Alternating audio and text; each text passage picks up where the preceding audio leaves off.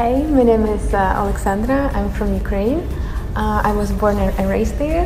Now I'm here and I'm so excited for the next 4 years in Northwestern.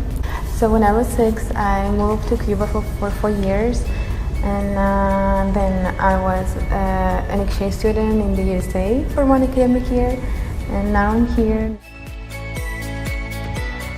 So one thing that I really like about Northwestern is has really a diverse community, and I'm feeling so unique as being first Ukrainian student here. Also, I have to admit that professors and staff is like really nice. This is school with nice people, nice opportunities, nice school experience, and great academics.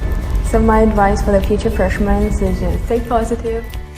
And I hope that Northwestern is the right place for you.